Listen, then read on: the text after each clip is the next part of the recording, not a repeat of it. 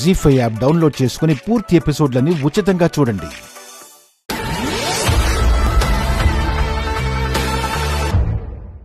ఎందుకంత కోపం? నేను ఎప్పుడు ఇలా దాక్కోలేదు. ఏదో నేరం చేసిన ఖైదీలాగా ఇలా బంధించబడ్డాను. ఈ ఒక్కరోజు ఓర్చుకో ప్రసాద్.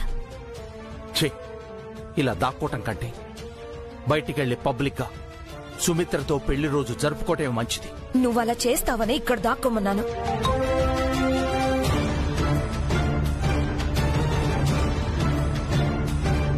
ఏంటి ప్రసాద్ మెసేజ్? ఇప్పటి వరకు సిగ్నల్స్ లేవు కదా, ఇప్పుడే సిగ్నల్స్ వచ్చినట్టున్నాయి. దివ్య నా కోసం ట్రై చేసింది. హలో మావయ్య, ఎక్కడున్నారు? నేను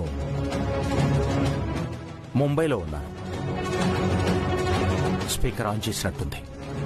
అదేంటి మావయ్య, ఈరోజు మీది పెద్ద తేదీ, పెళ్లి రోజు కదా, అది సెలబ్రేట్ చేసుకోకుండానే వెళ్లారు? చూడమ్మాయి, ఇంతవరకు మేమెప్పుడు మ్యారేజ్ డే సెలబ్రేట్ చేసుకోలేదు. ఆ విషయం హర్షకి తెలుసు, సుమిత్రకి తెలుసు. నువ్వు కొత్తగా వచ్చావు కదా, నీకు తెలియదంతే. మరి అత్తయ్య గారికి పెళ్లి చీర కొన్నారు కదా మావయ్య? అది ప్రతి సంవత్సరం యూజువల్ గా చేసేదే. ఈ రోజు మీరు ఇంట్లో ఉంటే బాగుండేది మావయ్య. నేను అర్జెంటుగా ఒక మీటింగ్ పని మీద ముంబై వచ్చాను. సాయంత్రం ఫ్లైట్ దిగి ఇంటికొచ్చాక అన్ని విషయాలు వివరంగా మాట్లాడతాను. ఉంటాను.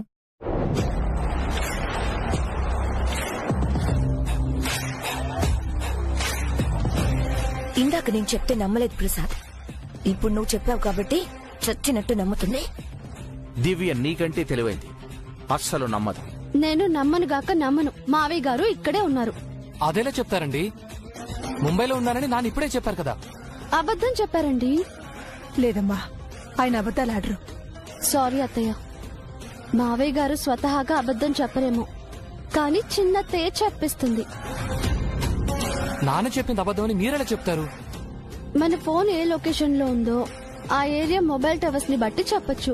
మనం ఎవరికైనా కాల్ చేసినప్పుడు కాల్ రీచ్ అవ్వక ముందే వాళ్ళున్న ఏరియా లాంగ్వేజ్ లో మనకి కంప్యూటరైజ్డ్ వాయిస్ రికార్డ్ వస్తుంది. సపోజ్ మనం కాల్ చేసిన వాళ్ళు కర్ణాటకలో ఉన్నారనుకోండి, కన్నడ భాషలో మనకి వాళ్ళ కాల్ రికార్డ్ వస్తుంది. వాళ్ళు తమిళనాడులో ఉంటే తమిళ్లో వస్తుంది. ఇందాక నాన్న కాల్ చేసినప్పుడు తెలుగులో వాయిస్ మెసేజ్ వచ్చింది కదా. మావయ్య నిజంగానే ముంబైలో ఉండుంటే, ఆయన ఫోన్ రీచ్ అవ్వకపోయి ఉంటే మరాఠీలో మనకి వాయిస్ రికార్డ్ రావాలి కదా. తెలుగులో వచ్చిందంటే ఆయన ఇక్కడే ఉన్నట్టు కదా. ఇక్కడంటే సిటీలోనేనా? నాకు తెలిసి ఇంట్లోనే ఏదో మూలన లాక్ చేసుకుని ఉండుండొచ్చు. కొంపదీసి స్టోర్ రూమ్ లో ఉండుండరు కదా. నువ్విక్కడున్నట్టు వాళ్లకు డౌట్ వచ్చే అవకాశమే లేదు. నువ్వు ఈవినింగ్ వరకు ధైర్యంగా ఉండు ప్రసాద్.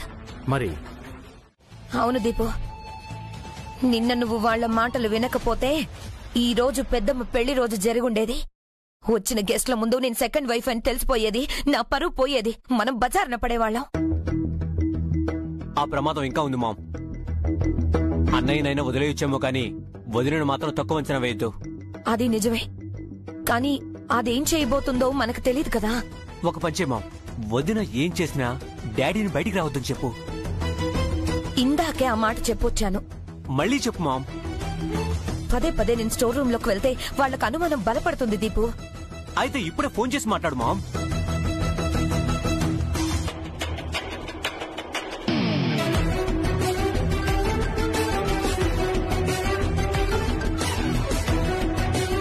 దీపు చెప్పు. నేను ప్రసాద్.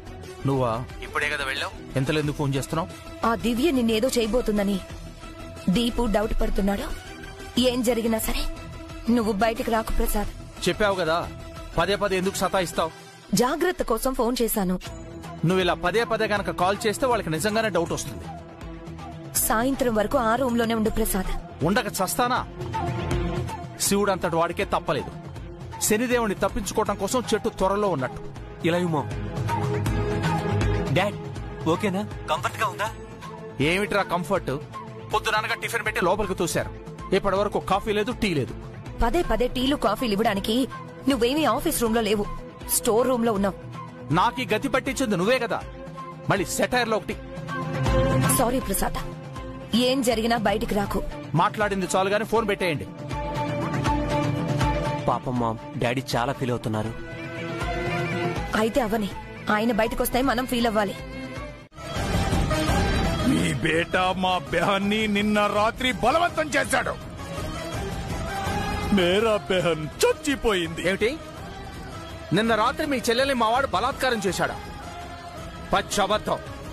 నిన్న బాబు ఇంట్లోనే ఉన్నాడు. నాయ్, నిన్న రాత్రి మా ఇంటికి వచ్చాడు. మేరా బెహన్ని బలాత్కారం చేశాడు. నా కలలో అంతా చూశాను.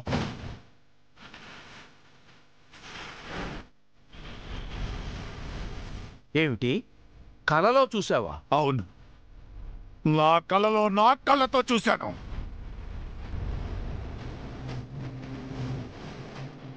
ఏంటి? మా మరిది నీ చెల్లెల్ని బలాత్కారం చేసినట్టు నీకు కాలొచ్చిందా? అవును, తెల్లవారుజామున కలొచ్చింది. నువ్వు కల కని మా వాడిని చంపడానికి వచ్చావా? కలలో జరిగింది నిజం అనుకుంటున్నావా? తెల్లవారుజామున వచ్చే కళలు నిజమవుతాయి కదా. ఏడ్చినట్టుంది. ఎవరయ్యా నువ్వు? పిచ్చాసుపత్రి నుంచి కానీ పారిపోయి వచ్చావా? నాయ్, హమ్ ఏమండి? అవునవును పిన్ని, మీరు పిలవగానే ముంబై నుంచి హఠాత్తుగా డోర్ తెరుచుకుని నాన్నగారు వచ్చేశారు.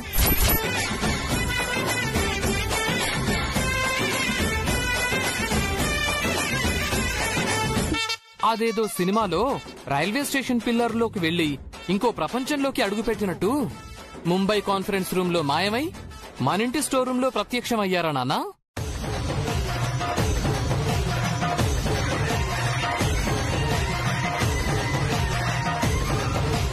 అది కాదు హర్ష. మావయ్య గారు, మీరేం ఎక్స్ప్లెనేషన్ ఇవ్వాల్సిన అవసరం లేదు. మీ సిచ్యువేషన్ మాకు అర్థమవుతుంది. అలాగే పెద్దత్తయ్య పరిస్థితి కూడా ఒకసారి అర్థం చేసుకోండి. మీరు కొనిచ్చిన కొత్త చీర కట్టుకుని మీతో కలిసి పెళ్లి రోజు జరుపుకోవాలని ఆశపడుతున్నారు.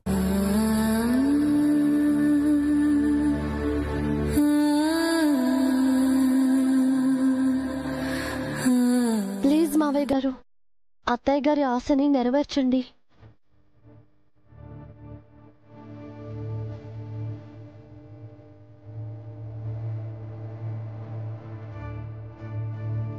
కుదరదు.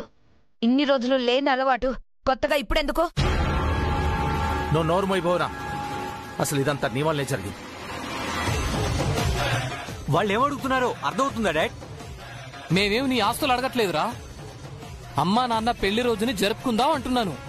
ఎలా జరుపుతారు? నాకిష్టం లేదు. నీకు కూడా ఇష్టం లేదా మావయ్య? నీకోసం ఒప్పుకుంటున్నానమ్మా.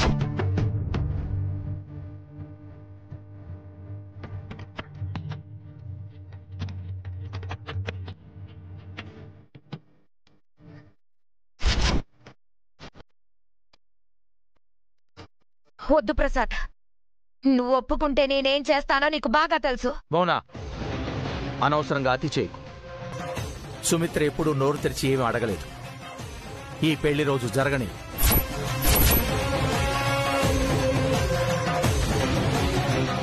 థ్యాంక్స్ నాన్న.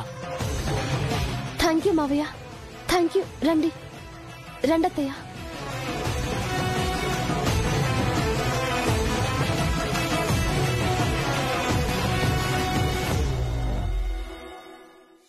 రప్పిస్తానని దివ్య నాతో ఛాలెంజ్ చేసింది.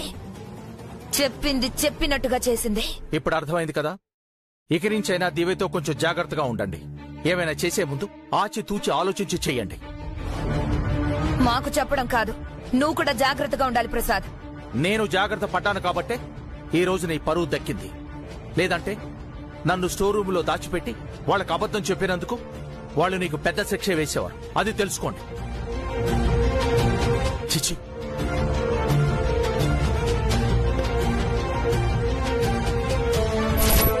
మళ్ళీ మనల్ని దెబ్బ కొట్టిందిరా దీపు. అవును మామ్, వదిన అసాధ్యురాల్లా ఉంది.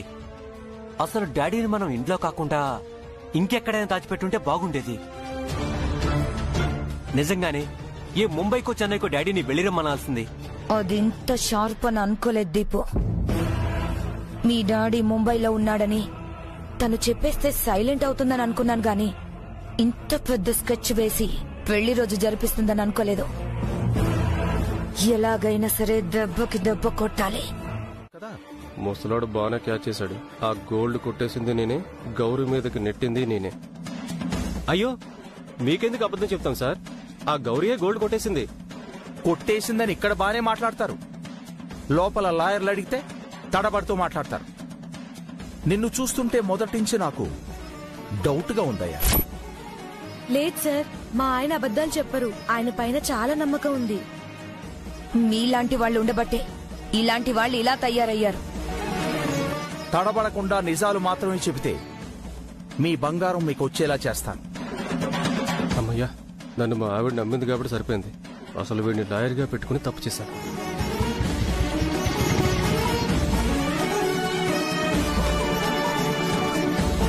ఈయనకు బదులుగా ఈయన కోడల్ని లాయర్గా పెట్టుకుంటే బాగుండేది. ఈయనకంటే ఆవిడే బెటర్లా ఉంది. ఆ అవకాశం ఉందేమో అటువైపు ఒక రాయేసి చూద్దాం. సార్, ఒక ఫోన్ చేసుకుని వస్తాను.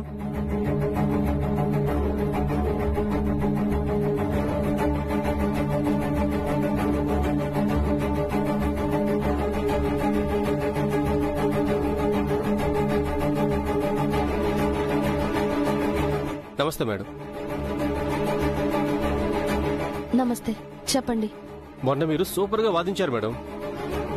మీ ఆర్గ్యుమెంట్ కి ఫిదా అయిపోయాను. మీ ఫ్యాన్ కూడా అయిపోయాను. థ్యాంక్స్. కానీ మీరు మా మావయ్య గారి క్లయింట్.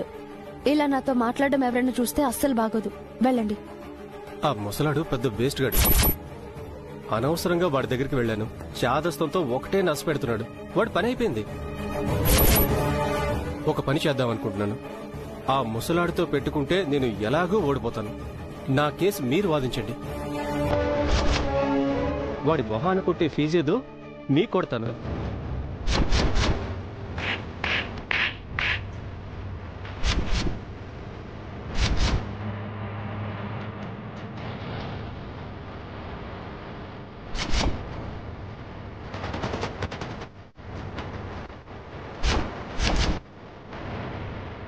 మా మావయ్య గారిని పట్టుకుని అంత మాట అంటావా? ఎంత ధైర్యం రా నీకు?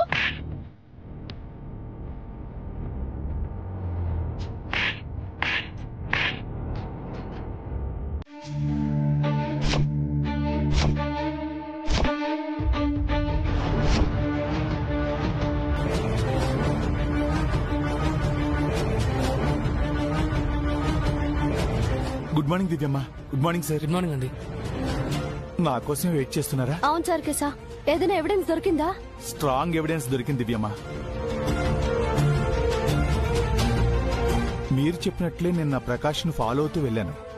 వాళ్ళ ఇంట్లో నగలు కొట్టేసింది ఆ వెధవే. అడ్డంగా దొరికిపోయాడమ్మా. చూడండి, ఆ ప్రకాష్ గడి ఫేమస్ పిక్చర్.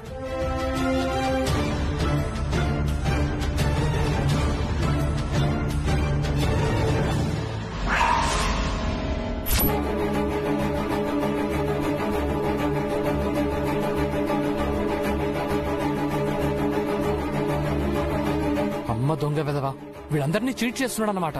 పాపం, అన్యాయంగా ఏ పాపం ఎరగని ఆ గౌరమ్మని ఇరికించాడు. వాడికి మామూలు శిక్ష వేయించకూడదు. వాడికి పెద్ద శిక్ష వేయించండి దివ్యమ్మ. వాడికి శిక్ష పడడానికి ఈ సాక్ష్యం సరిపోతుంది కదా? నా దగ్గర ఇంకో సాక్ష్యం కూడా ఉంది చార్కేశా. రెండూ కలిపి కేసుని స్ట్రాంగ్ చేసి వాడికి పెద్ద శిక్ష వేయిస్తాను.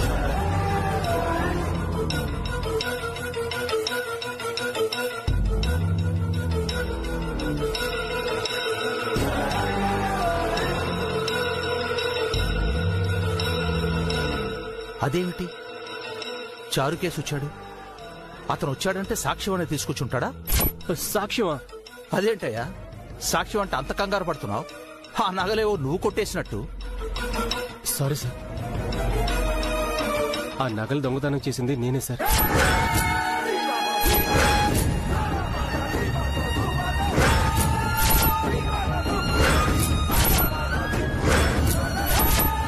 ఈ విషయం అక్కడే తెలుసుంటే ఈ కేసు ఒప్పుకునేవాడిని కాదు. వీడిని అక్కడే దివ్య చేత చెప్పుతో కొట్టించుండేవాడిని. మీ కాలు పట్టుకుంటాను సార్. మీ ఫీజు 10 లక్షలు కాదు, 15 లక్షలు ఇస్తాను. నన్ను కాపాడండి సార్. ఒప్పుకున్న పెళ్లికి వాయించక తప్పుతుందా? 15 లక్షల ఫీజు ఇవ్వాలి మరి. అలాగే మేడం. వద్దు భవన,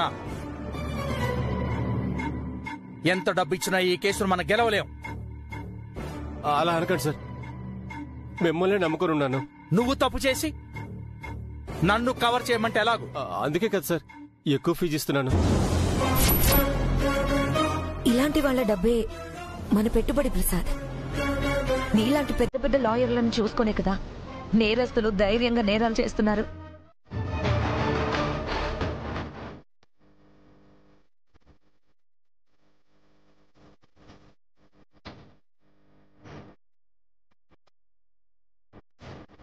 సుజాత గారు, ఈ నగలు మీవో కావో ధృవీకరించండి.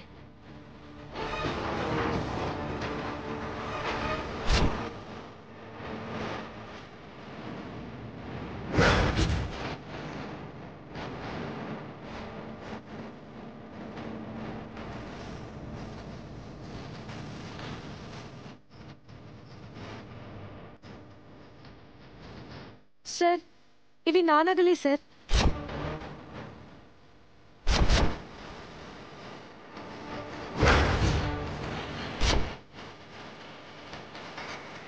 ఈ నగలు మొత్తం మావే సార్.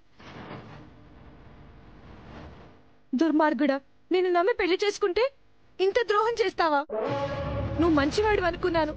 నేనుండగా మరో అమ్మాయితో అక్రమ సంబంధం పెట్టుకుంటావా? దొంగతనం కూడా చేస్తావా? నిన్ను కొట్టినా పాపం లేదురా. నిన్ను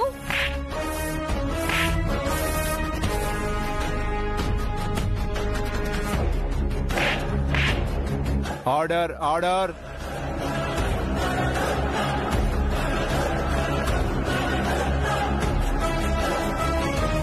సార్, వీడిని వదలకండి సార్. నా తాళి తెగిపోయినా పర్వాలేదు. వీడి వల్ల అమాయకురాలైన గౌరిని అనుమానించి అవమానించాను సార్. వీడిని జైల్లో పెట్టించండి సార్. వీడిని జైల్లో పెట్టించండి.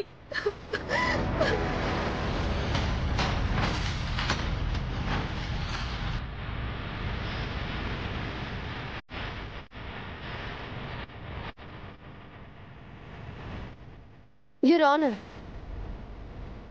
ముగ్గురు స్త్రీల జీవితాలతో ఆడుకున్న ఈ ప్రకాష్ కి సరైన శిక్ష విధించాల్సిందిగా కోర్టు వారిని కోరుకుంటున్నాను.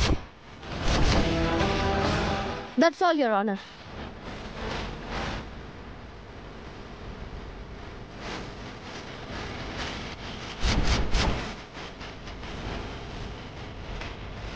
కంగ్రాట్స్ దివ్య గారు, కోర్టులో అదరగొట్టేశారు. మీ మావయ్య మైండ్ బ్లాక్ అయ్యేలా చేశారు మేడం. మీ మావయ్య గారిని మించిన లాయర్ అయ్యారు మీరు. పొగిడింది చాలండి, మేము వెళ్ళాలి. వెళ్దురుగానిలేండి. మా జూనియర్ లాయర్ దివ్య గారు కేసు గెలిచిన సందర్భంగా అభినందనల చప్పట్ల వర్షం. కొట్టండి చప్పట్లు.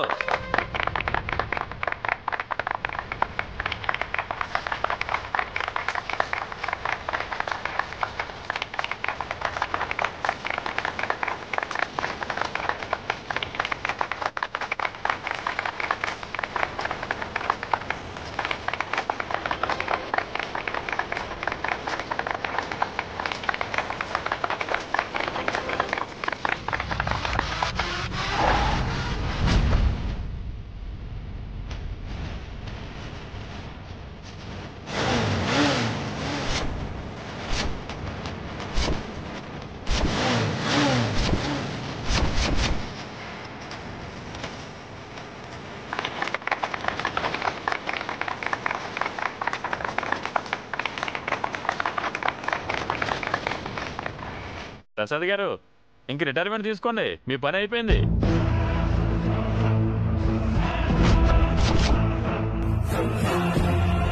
కొత్త నీరు రాగానే పాత నీరు పక్కకు పోవాల్సిందే ప్రసాద్ గారు. మీరు ఇక రెస్ట్ తీసుకోవడమే మంచిది.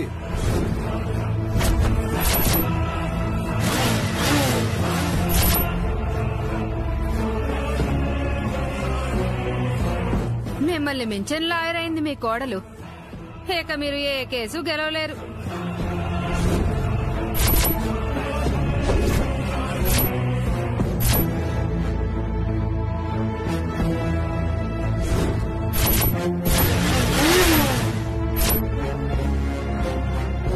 మీ ఇష్టం వచ్చినట్టు మాట్లాడకండి.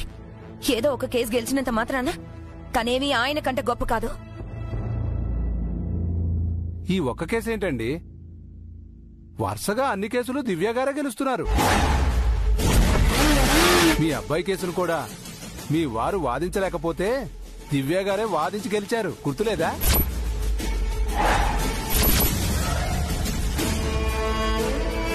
అయితే ఏంటి, ఆయన ఎన్ని కేసులు గెలిచారో మీకు తెలీదా? ఇప్పుడు కొత్తగా ఎవరో వస్తే ఆయన ఇన్సల్ట్ చేస్తున్నారా? ఆవిడెవరో కాదండి, మీ కోడలే. మీ ఇంట్లోనే మీకు పోటీకొచ్చింది.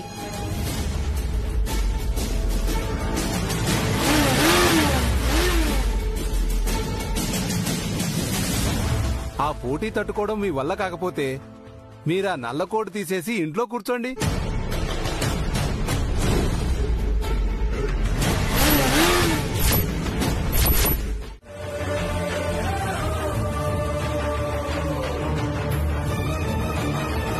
అక్క, నువ్వు వీడికి పెద్దమ్మవి, అమ్మవి కాదు.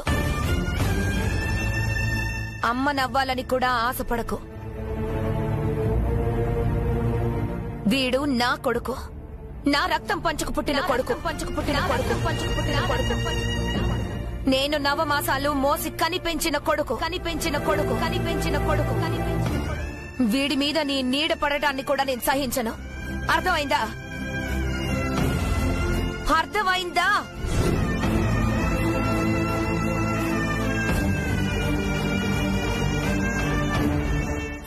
అర్థమైందమ్మా. దీపు భోంచేసాడో లేదో అన్నం తినిపించి మందులు వేయమ్మా. ఈరోజు దీపు పక్కనే పడుకో. దీపుకి ఏం కావాలో దగ్గరుండి చూసుకో. ఆ దెబ్బలు నయమయ్యేంత వరకు దీపుని కనిపెట్టుకునుండమ్మా. ఎంత చెప్పినా నీకు ఇంకా బుర్రకెక్కలేదా అక్క? దీపు ఏం చిన్న పిల్లాడు కాదు, తల్లి లేని పిల్లాడు అంతకన్నా కాదు. నువ్వేం వర్రీ అవ్వకు.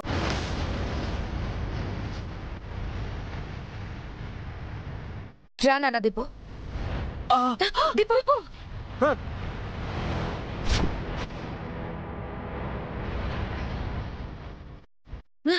నీకు జన్మలో బుద్ధి రాదు. నువ్వురారా.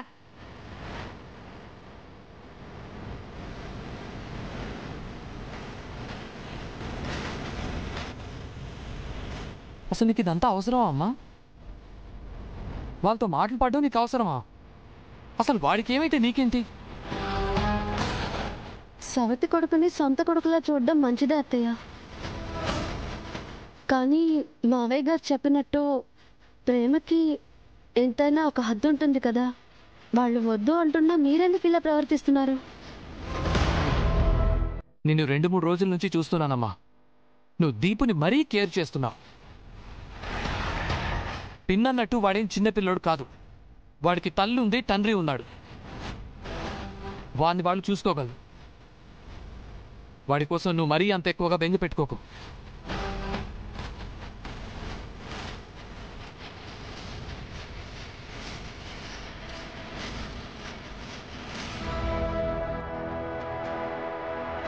అత్తయ్య, దీపుకేం కాదు. మీరు దీపుపై అతిగా ప్రేమ చూపిస్తున్నారే.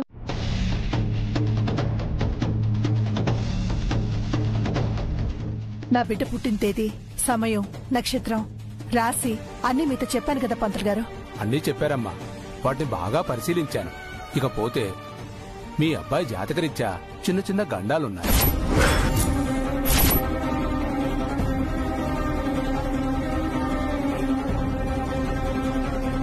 గండాలా? పెద్దగా కంగారు పడాల్సిన అవసరం లేదమ్మా. అవి చిన్న చిన్న గండాలే కాని ప్రాణగండాలు కావు.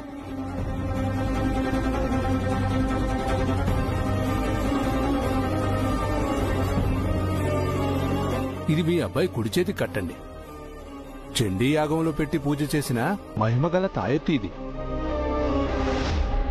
ఇది ధరిస్తే మీ అబ్బాయికి ఏ గండాలు దరిచేరవు.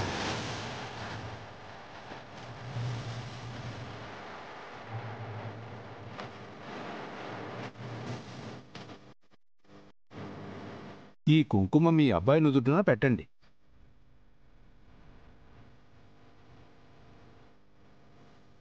మీరే నా బిడ్డను ఆదుకోవాలి స్వామి. అంతా దైవేచ్ఛమ్మా. నేనిక బయలుదేరతాను.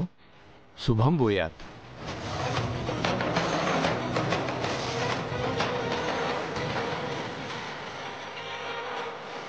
హర్ష గారికి ఏం కాలేదు కదా?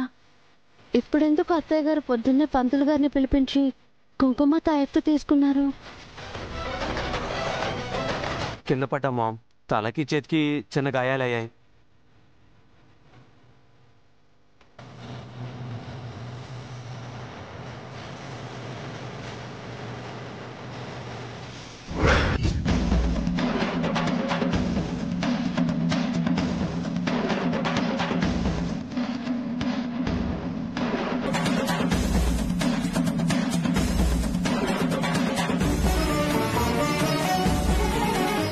హర్ష గారి గది వైపుకు వెళ్లకుండా దీపు గది వైపుకు వెళ్తున్నారేంటి?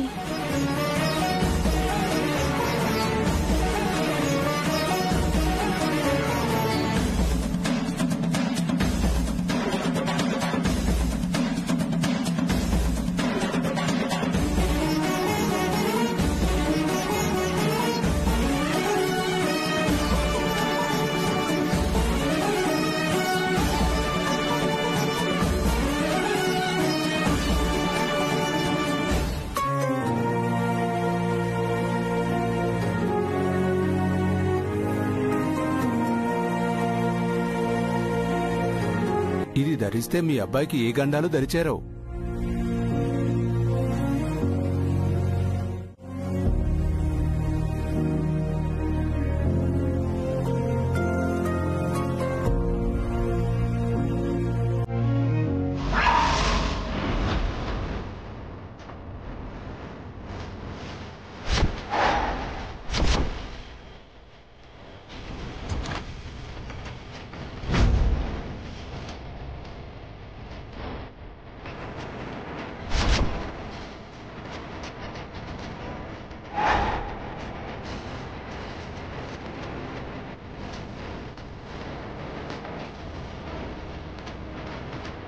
నువ్వు కోలుకోవాలి దీపు. ఇకపై నీకు ఎలాంటి ప్రమాదం జరగకూడదు. నీకేదైనా అయితే నీ తల్లి తల్లడిల్లిపోతుందిరా.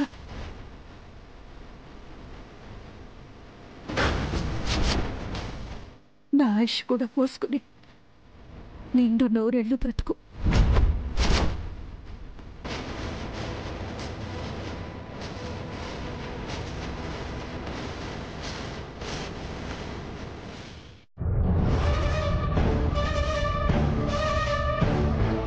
అలా అని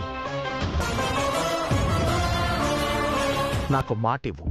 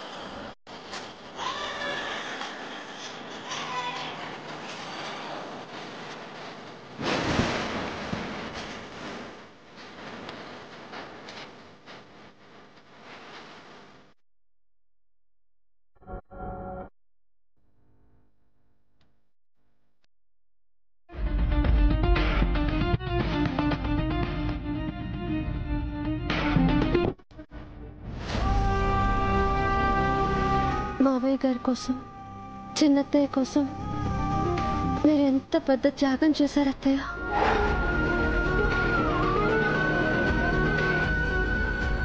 మావయ్య గారు చిన్నత్తయ్యకి దీపాన్నిచ్చి ఆవిడకి అన్యాయం చేసి ఉండొచ్చు, కానీ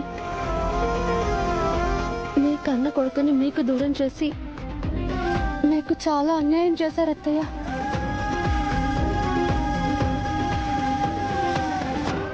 కానీ నాకు అర్థం కాని విషయం ఏంటంటే, మీరు ఇంత పెద్ద త్యాగం చేసినా కూడా మావయ్య గారు మిమ్మల్ని ఎందుకు ఒక పని మనిషిలా చూస్తున్నారు? అబద్ధం చెప్పి పెళ్లి చేసుకున్నానని ఆయనకి నా మీద కోపం. ఇంకా నేను ఈ ఇంట్లో ఉన్నానంటే నేను చేసిన త్యాగమే కారణమై ఉంటుంది. ఆయన్ని విడిచి ఉండలేను. అందుకే పని మనిషిలా చూసిన ఆయన కోసం ఉంటున్నాను.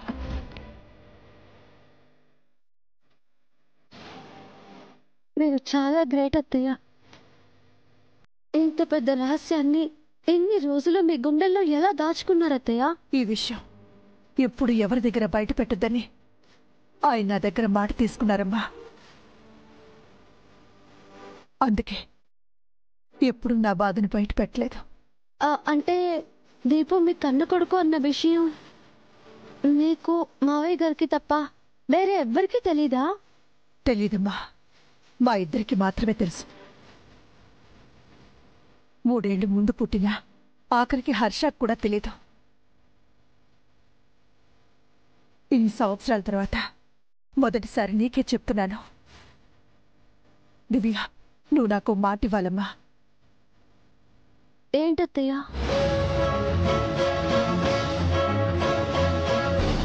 దీపు నా కన్న కొడుకన్న విషయం ఎవరితో చెప్పకూడదు.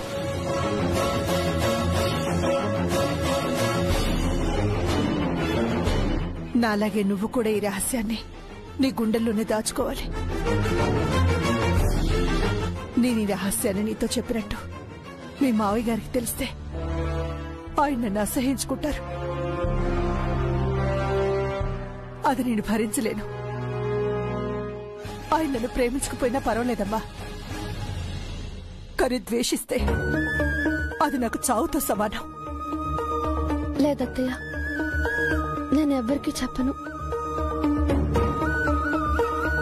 కాకపోతే అప్పుడప్పుడు దీపు మీ మీద నోరు చేసుకుంటాడు. కోప్పడకండి బాబాయ్.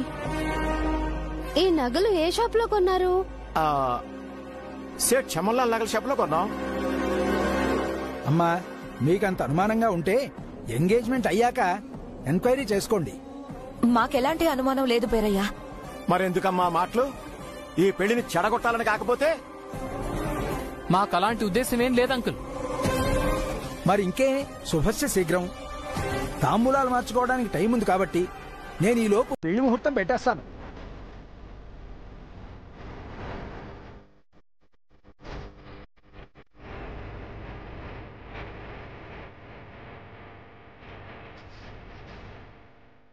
ఏమండి, వెంటనే మీరేదో ఒక మార్వడి షాపుకు వెళ్ళి ఇది గోల్డో రోల్డ్ గోల్డో కనుక్కోండి. మీరు వచ్చే వరకు నేనేదో ఒకలా మేనేజ్ చేస్తాను. సరే అండి, మాకు అలాంటి ఉద్దేశం ఏం లేదు అంకుల్. మరి ఇంకే, శుభస్య శీఘ్రం. తాంబూలాలు మార్చుకోవడానికి టైం ఉంది కాబట్టి నేను ఈ లోపు పెళ్లి ముహూర్తం పెట్టేస్తాను.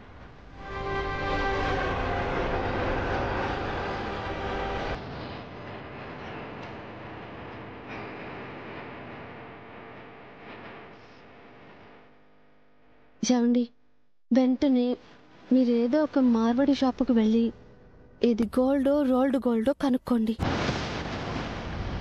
మీరు వచ్చే వరకు నేనేదో ఒకలా మేనేజ్ చేస్తాను. సరే అండి.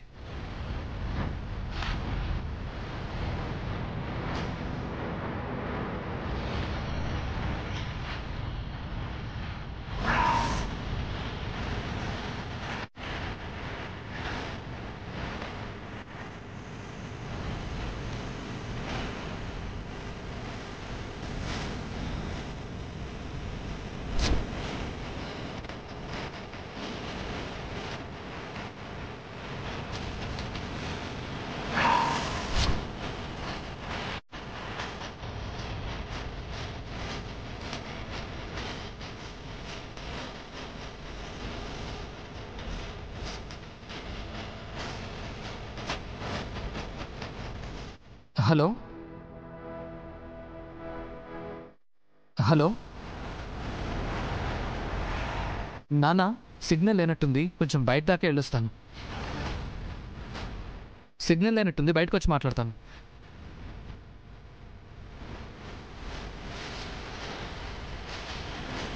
జీ5 యాప్ డౌన్లోడ్ చేసి అన్ని ఎపిసోడ్స్ పూర్తి ఉచితంగా చూడండి.